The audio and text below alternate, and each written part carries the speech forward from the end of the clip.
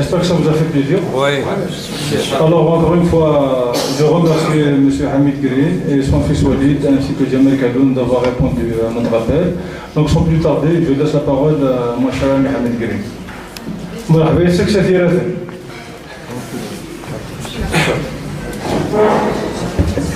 Merci. Bonjour.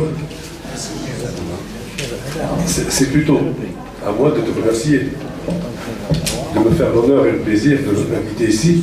Alors, je ne sais pas si je suis venu ici en 88 ou non. Quelques jeunes qui ont mon âge qui sont là pourraient témoigner si je suis venu en 88 avec Assad et Khaled ou c'est Asseska. Moi, je ne me rappelle plus. J'ai la mémoire qui flanche comme le chante Jean Moreau. Je remercie aussi Jamel Kadoun, une très belle chanson. Ouais. Et puis tout ce que je dirai après lui pourrait sans doute paraître bien pâle. Donc je m'en excuse d'avance. En fait, le thème, c'est la littérature comme manière de vivre. Mais je pense que la littérature n'est pas toute la vie. Je suis de ceux qui pensent que la littérature ne justifie pas toute une vie. En revanche, la philosophie justifie une vie. Donc je parlerai beaucoup plus de philosophie que de littérature. Parce que pour parler de littérature, il faut être Flaubert. Flaubert qui a voué toute sa vie, vous le savez bien, à la littérature. Il habitait Croissé, tout près de Rouen, et il vivait en ermite. Son père lui a laissé une rente qui pouvait lui permettre de mettre 5 années pour écrire un livre, comme Madame Bovary. Mais quel livre? Donc 5 années à écrire un livre, à souffrir, pour une phrase du genre il est entré ou il est sorti. Pour lui, qui sont des phrases extraordinaires, parce qu'elles ressemblent au mur de l'Acropole. Quand il est parti à Athènes, en Grèce, il a eu un choc quand il a vu le mur de l'Acropole, Athènes, lisse. Et pour Flaubert, le summum, le chef-d'œuvre d'une phrase qui nous paraît, nous, journalistes, écrivains ou simplement lecteurs, banal. Il est entré, il est sorti. Bonjour, Amir Roche. Ça n'a rien d'extraordinaire. Et lui, ça lui demandait des heures et des heures de réflexion. Il passait parfois 5 jours pour écrire une seule phrase, Flaubert. Mais en fait, lui se cachait beaucoup plus qu'il ne... C'est vrai que c'est une ascèse, mais comme il avait le grand mal, le haut mal, l'épilepsie, qu'avaient aussi d'autres personnes prestigieuses d'histoire comme César, donc je pense qu'il se cachait beaucoup plus pour ne pas montrer cette maladie qui était assimilée à une sorte à l'époque de folie, d'handicap. Et donc il avait ses crises, il faisait ses crises tout seul. Mais toute expérience de l'autre n'est féconde que si on la frotte à sa propre expérience, bien sûr. Moi je suis tombé dans l'écriture, et là je vous parle du cœur du sujet, quand j'avais 16 ans, 15 ans, j'écrivais, et toujours avec ce même style. Peut-être je l'ai amélioré, peut-être je l'ai un peu corrigé, mais au départ, j'ai aimé des auteurs qui étaient reconnus comme des stylistes. Par exemple, Chateaubriand, Gide, Maupassant surtout, et par la suite j'ai découvert Albert Camus, mais Albert Camus je l'ai découvert quand j'étais déjà à la fac de sociologie à Alger. On était divisés en 2 camps, je me rappelle. Alors il y avait les pros Sartre, j'étais pas parmi les pros Sartre, et les pros Camus, que certains considéraient comme un entre guillemets, comme un hakim. Et moi, j'étais de ceux qui le considéraient comme un enfant d'Alger ou d'Algérie qui a mal tourné. Par la suite, je réviserai un peu mon jugement et tout ce que je vous dis, je l'ai dit dans un parfum d'absinthe, publié en France, sous le nom de Camus dans le Narguilé. Donc je suis tombé dans l'écriture à l'âge de 16 ans, et l'écriture, aussi aussi bien que la lecture de ces classiques me permettait d'abord de n'avoir besoin de personne. Ce que je dis est peut-être assez prétentieux, présomptueux, mais grâce à l'écriture. Grâce à la lecture, j'ai toujours vécu en solitaire. Mais pas une sorte d'ermite seul à la maison, qui ne sort pas, qui ne voit personne, non. Et c'est-à-dire que la présence des autres ne m'a jamais été nécessaire. Jamais. J'aime bien les autres, j'aime bien... j'ai des amis, j'ai des cousins que j'aime beaucoup, etc., etc. Mais je n'ai jamais senti la nécessité d'échanger et de chercher la compagnie coûte que coûte, parce que cette recherche de la compagnie parfois nous pousse à une sorte de médisance, on s'épanche. Et je suis de ceux qui pensent que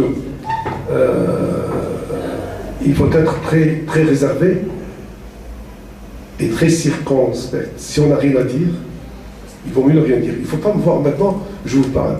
Maintenant, je vous parle selon des objectifs. Mon objectif maintenant, mon ami m'a invité, donc c'est de parler, je parle. Mais en général, je parle sous le contrôle de mon fils, Walid, je ne suis pas quelqu'un de très prolixe. Tout à l'heure, il a dit, je suis un auteur prolifique. Ça aussi, c'est un mythe. Je ne suis pas un auteur prolifique. Le dernier livre que j'ai écrit, c'est en 2011. 2012, c'est un recueil de mes portraits. D'ailleurs, le dernier portrait que j'ai écrit, dans Liberté, c'est celui d'Assad, qui est un enfant de l'Allemagne. Donc, l'écriture, mais l'écriture pas de nouvelles, l'écriture de lettres, à l'époque, il n'y avait pas d'Internet, il n'y avait pas de Facebook, des réseaux sociaux.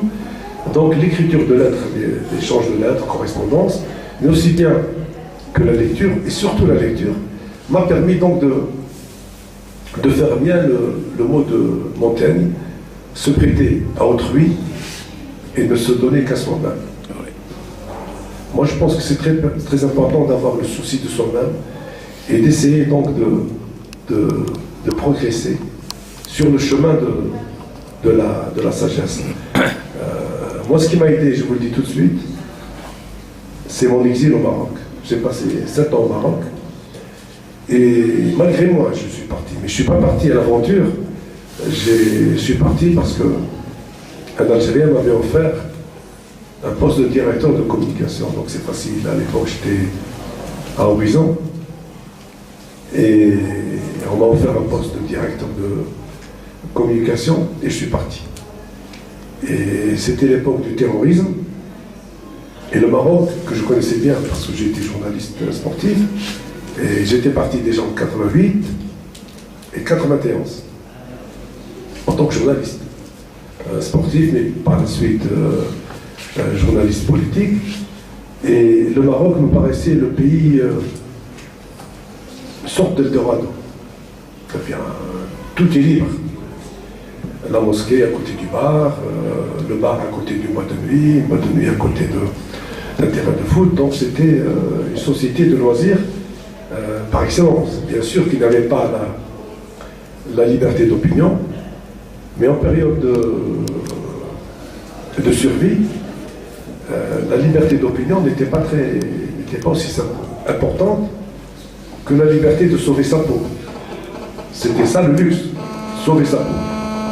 Le téléphone. Et quand je suis parti là-bas, j'ai vu que le Maroc n'était pas... C'était pas quelque chose de très rose, de très bien. Je ne parle pas du Maroc. Le pays est magnifique. Les Marocains aiment les Algériens. Et aiment surtout les Algériennes. Quand les Marocains parlent des femmes, pour dire une femme sérieuse, ils te disent Zéria, c'est-à-dire les copines algériennes. Et les Marocains nous considèrent comme des parangons de virilité et de fierté. Et ils nous regardaient toujours à travers le prisme de la figure ombrageuse de Boumediene. Toujours. Orgueilleux, fier, ombrageux, etc. Mais disons que comme j'étais parti, j'étais déjà... Ici, j'avais occupé le poste de rédacteur en chef dans Horizon. Et j'ai été médiatisé dès mon arrivée là-bas, par un journal qui m'a donné la une, Hamid Green, il est arrivé à Casablanca en route pour midi 1, ce qui était faux. Je ne partais pas à midi 1, je partais pour être directeur de communication. Donc j'ai eu des problèmes avec leur... mais ça je le dis entre parenthèses, c'est pas important. J'ai eu des problèmes avec la DST, et je raconte tout ça dans un livre d'ailleurs qui s'appelle Comme des ombres furtives, hélas épuisé. Et donc je suis tombé dans la gueule du loup. Et la question qui se posait à moi à l'époque, devant les interrogatoires de la DST, etc., pendant 5 ans, hein, c'était horrible. Il venait à 5h du matin, 4h du matin, et je pense que Walid se rappelle de cette époque, et il partait à 7h, 8h du matin, sans rien dire, il venait, il me regardait, il s'asseyait en face de moi, je vivais seul, j'ai vécu seul pendant 2 ans. Et il partait sans rien dire. À titre d'exemple, un jour il me ramène mon livre, l'Almanach ou 11 champions, je ne me rappelle plus, mais je pense que c'est 11 champions dans un miroir, où il y avait l'équipe nationale de Khaled Maïdine, de Raikov, et il me montre quelqu'un qui faisait partie d'une délégation de l'équipe nationale. Il me disait, quel est le nom de ce personnage? Nous étions en 94-95, et il m'a montré une photo de 79. 16 ans plus tard, comme ça. Et je leur disais, je ne sais pas. Et ils me répondaient, ah ben, c'est votre flic qui se faisait passer pour le joueur Hor. Donc toi aussi, tu es un flic, même si tu te fais passer pour un journaliste. Parce qu'ils ne comprenaient pas pourquoi je suis venu au Maroc. Les Algériens d'habitude, les intellectuels, ou les journalistes, les médecins, n'importe quel Algérien partait en France. Et moi, je partais au Maroc. Enfin, je n'étais pas seul. Il y avait 4 autres. Mais les 4 autres n'étaient pas visibles, je veux dire. Moi, j'étais visible parce que j'étais directeur de communication d'un groupe qui ont un Algérien qui vient comme directeur de communication d'un groupe avec un appartement et une voiture. C'est qui doit être sponsorisé par des services. Et moi, je n'étais sponsorisé que par des Algériens et un Français, d'ailleurs, qui est de la région. Enfin, un Français d'origine algérienne, Maïdine ou Arabe, pour ne pas le nommer. Donc, la question de survie pour moi se posait. Je vous fais grâce des menaces, etc., c'est pas important. Et donc, comment sauver ma peau? C'était la grande question que je me suis posée au Maroc. Comment vivre? Comment survivre? Parce qu'en Algérie, ici, on suppose que la police algérienne vous interroge, vous allez rentrer chez vous, vous allez trouver un Miroche qui vous invite à prendre un café ou une bière, vous allez trouver Mahmoud Toubal ou Chir Omar, enfin mes amis qui sont là, et vous allez être consolé. Et il y a toujours un Algérien ici qui connaît le commissaire, qui connaît le wali, qui connaît le ministre, qui connaît le président, qui connaît... Au Maroc, non. Vous n'avez ni recours, ni secours. Et ce qui est extraordinaire, c'est que toutes les portes, je connaissais à l'époque le beau-frère du roi, Maître Al-Rahmou, Haj Bouchentouf, quand je l'appelais, il m'a répondu une fois, quel est ton problème? Je lui ai dit, voici le problème. Il n'a plus voulu me parler. Grave. Parce que nous étions à l'époque de Hassan. Et au-delà du fait que l'Algérie était l'ennemi, je ne parle pas du peuple marocain. Non, le peuple marocain est magnifique. C'est entre le gouvernement. Je parle de l'établissement, le gouvernement. Mais le peuple marocain nous aime. Rien à dire. Ils sont comme nous. Un peuple à 100% amazir, etc., qui parle notre langue et qui nous aime. Non. Je parle du pouvoir marocain. Et donc, il fallait m'accrocher à une branche solide. Et c'est là que j'ai découvert les stoïciens que j'ai étudiés en terminale au lycée Amar Rachid à Alger. Parce que même s'il a dit que j'étais né à Biskra, j'ai pas beaucoup vécu à Biskra, je l'ai dit d'ailleurs dernièrement dans une radio. J'ai vécu en tout et pour tout 6 ans à Biskra, mais en fait j'ai vécu à Alger à partir de 6 mois, puis j'ai vécu en France 4 ans, puis Constantine, et puis l'Alma, et puis Biskra, et puis Alger. Non, tu passes à jamais. Peut-être suis-je la réincarnation d'un romain ou d'un écrivain, et je ne le sais pas. Mais on le saura à la fin. C'est pas trop tard. De toute façon, moi je conçois les conférences d'une façon très interactive. Donc je vais parler encore 5 minutes, 10 minutes, et en échange. J'ai beaucoup plus à apprendre de vous que vous de moi, j'ai cette certitude.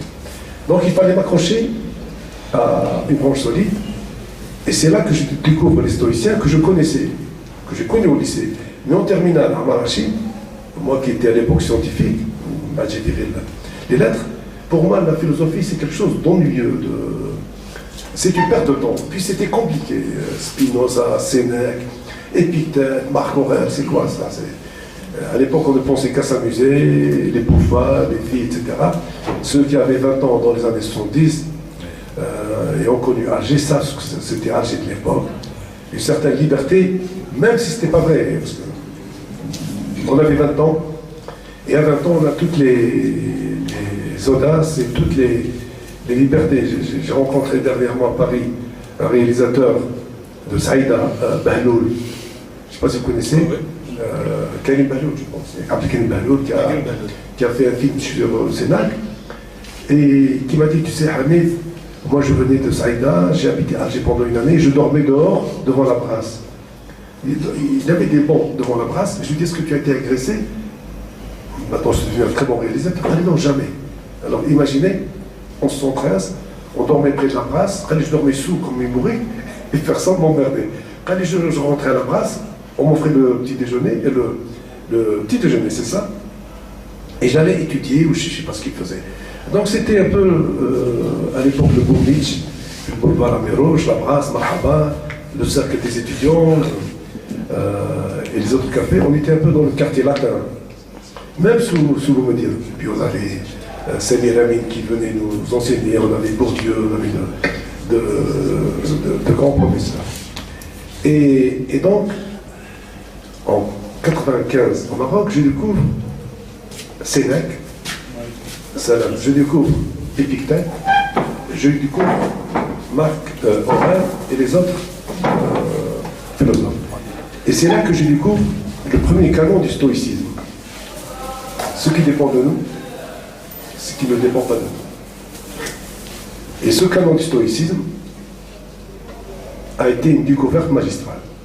Ce qui dépend de nous, c'est notre humeur, c'est notre volonté, c'est notre subjectivité, le regard qu'on porte sur les autres, donc nos jugements.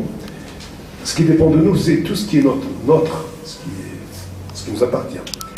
Et ce qui ne dépend pas de nous, c'est la gloire, la richesse, l'amour des autres. Et puis peut-être vous dit que si vous ne vous attardez pas sur ce qui ne dépend pas de vous, vous oubliez ce qui ne dépend pas de vous, vous l'oubliez, vous ne vous intéressez, vous ne vous occupez que ce qui dépend de vous, vous essayez de vous perfectionner, vous ne serez jamais malheureux. Par exemple,